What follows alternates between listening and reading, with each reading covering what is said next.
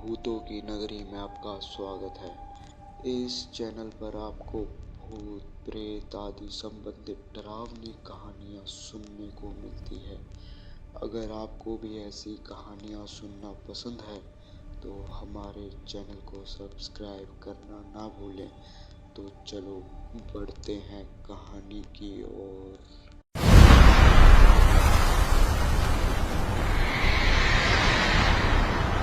Hello दोस्तों, मेरा नाम सुनील है।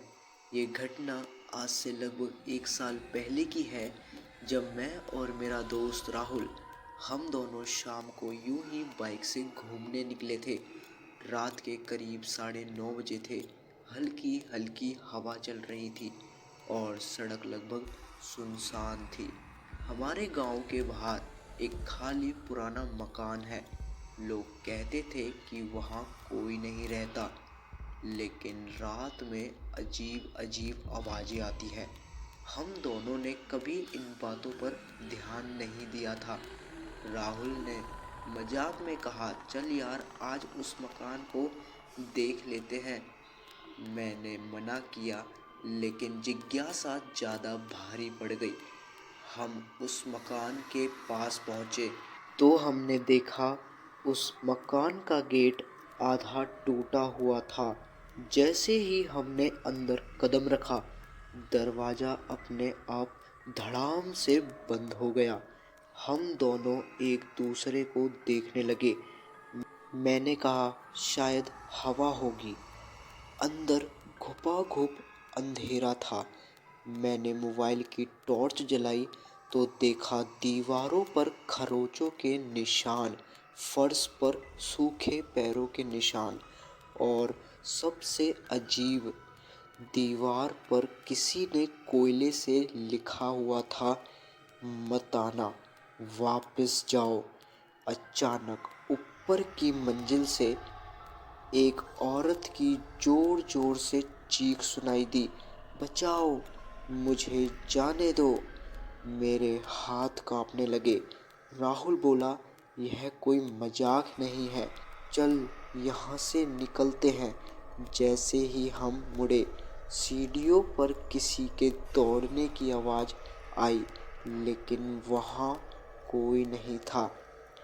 एक कमरे में पुराना सा टूटा हुआ आईना लगा था। मैंने जैसे ही टॉर्च उस पर डाली, आईने में हम दोनों के पीछे कोई खड़ा था।